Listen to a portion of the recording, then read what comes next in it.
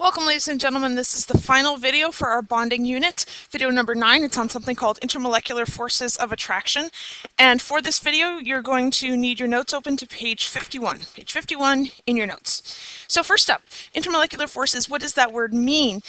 Because if you understand what it means, then the concept, I think, falls into place. Well, we have two parts of this first word. We have inter, and we have molecular. So the prefix inter, if you think of things like international or interstate, it means between two things. Like an international competition is one between different countries, like the Olympics. Different countries are competing between each other. An interstate is a highway that goes in between two different states. So inter, right, means between. Well, between what?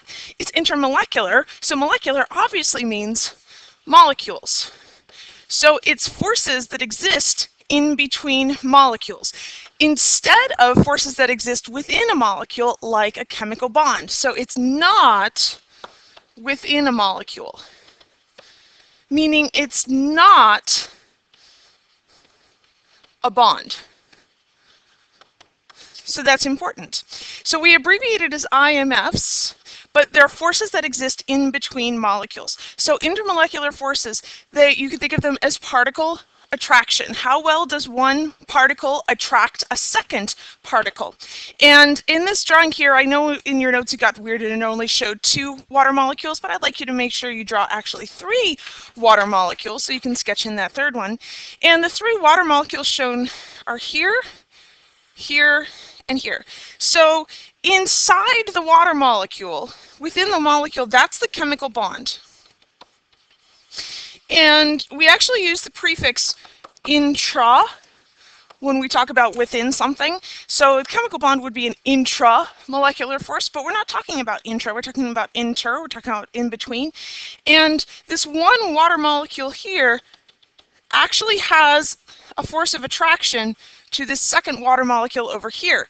That's the IMF. That one water molecule is actually attracted and has a bit of an attraction to the second water molecule. Likewise, right here, that is also an IMF. So it's the in between the molecules. That's an IMF. And you can think of an IMF like how well molecules actually stick to one another. If you think about it that way, I think it really makes a lot of sense. How well do 2 molecules stick together? Because there are some molecules that stick together really, really well, and there are some molecules that are garbage at sticking to one another. They don't stick very well at all. So IMFs, why are IMFs important? Well, they're a lot weaker than a chemical bond, but they're massively important because they determine physical properties.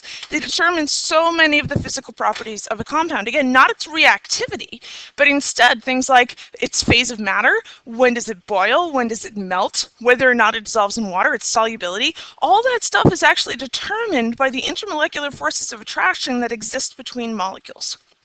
So if something has a lot of IMFs, or strong intermolecular forces of attraction, we use actually both to talk about them, then that means that the molecules stick together really, really well, that they're attracted to one another, which means that the molecule won't melt or evaporate easily because the particles are sticking together so much. It will take a lot of energy to separate them and melt them, or separate them and boil them, because when a molecule moves from the liquid phase to the gaseous phase, that's boiling, the particles have to separate completely.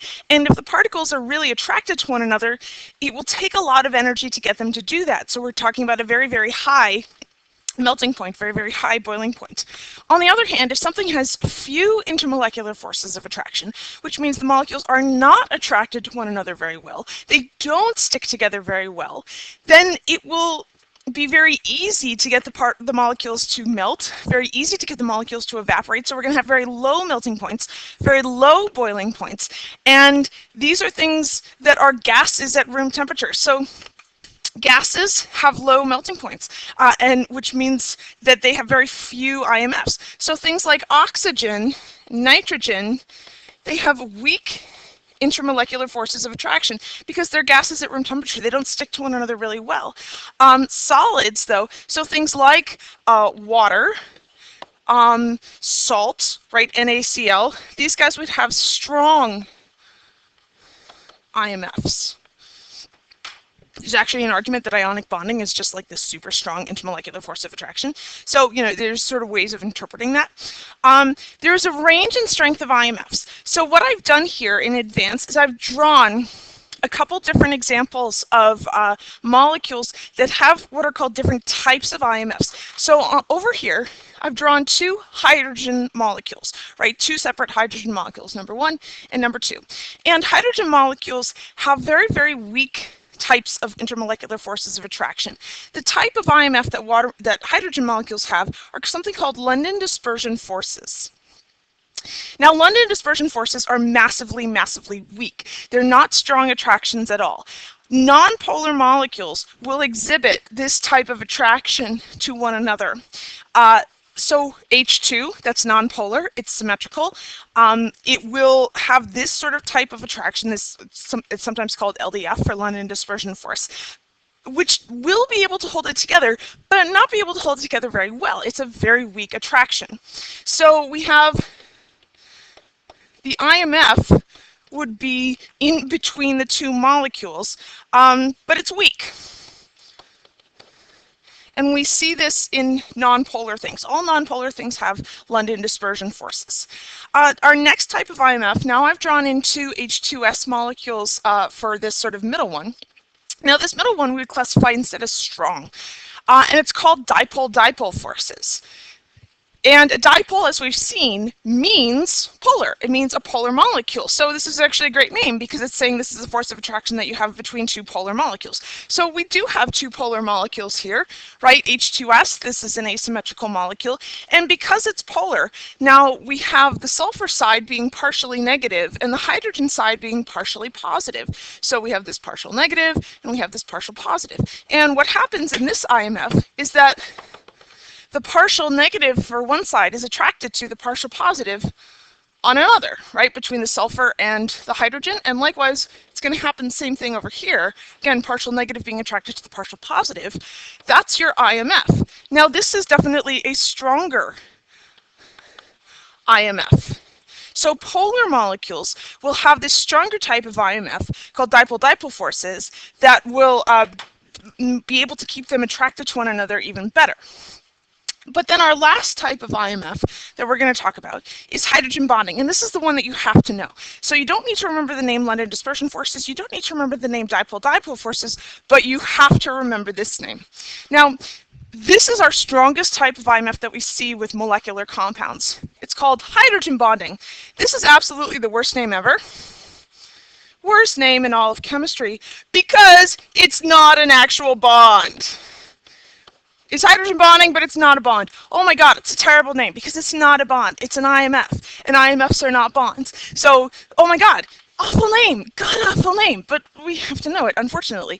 And basically what this is the same type of attraction as dipole-dipole forces, but only seen between certain elements. And the elements that we see this type of IMF between, so we have polar compounds, so same thing, polar molecules. But if the polar molecules have hydrogen to a fluorine, oxygen, or nitrogen, and we get this incredibly strong force of attraction between a partial negative and a partial positive, that's called a hydrogen bond. So we have two water molecules here, and water is a great example of this because we have this attraction between the oxygen on one molecule and the hydrogen on another molecule. So this is called hydrogen bonding, and it's very strong. But it is an IMF, it's not an actual bond.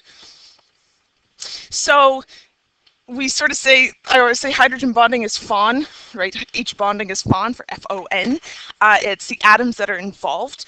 What do we see with this increase in strength from London dispersion forces, which are very weak, to hydrogen bonding, which is massively, massively strong? Well, as you move up this scale, the molecular polarity increases. And the boiling point increases. So as we make our molecules more polar, the strength of the IMFs goes up. Your strength of your IMFs goes up. And as the strength of your IMFs goes up, then your boiling point and your melting point will also increase. So as we're making our IMF stronger and stronger and stronger, then our melting points are increasing, our boiling points are increasing. And you'll notice that our IMFs get stronger and stronger and stronger if we have more polar and polar molecules. That's the big idea. IMFs in water. Water has massively strong IMFs due to its hydrogen bonding network. So we have a couple terms that we like to use when we're talking about IMFs in water. First is cohesion.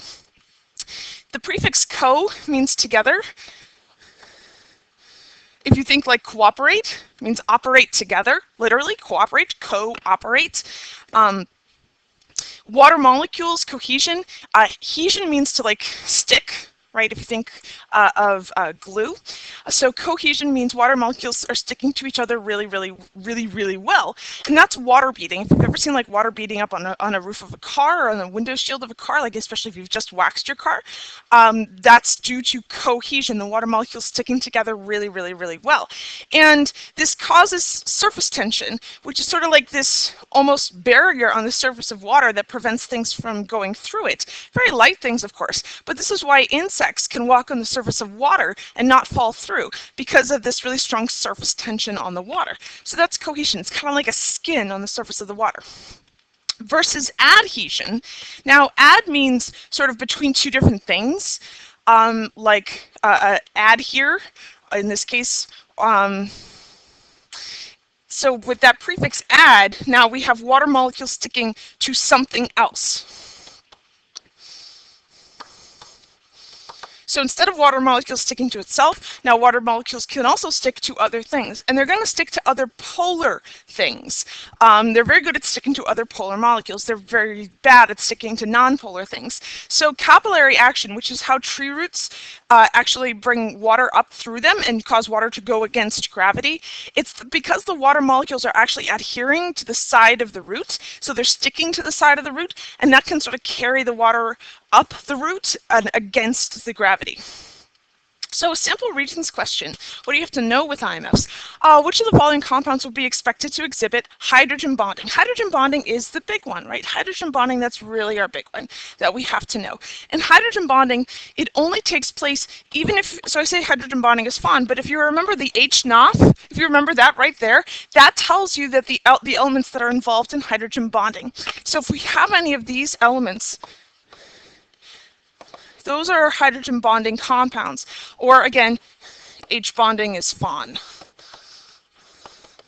That's what I like to say. It's so much fun. It's so much fun to talk about hydrogen bonding. So which of these would exhibit hydrogen bonding? Which is our strongest IMF and would lead to the highest boiling points, highest melting points that we could possibly see? We're looking for a combo of hydrogen with a NOF or hydrogen with a FON. So of these, HF, right? Not HCl, not HBr, not HI, but HF.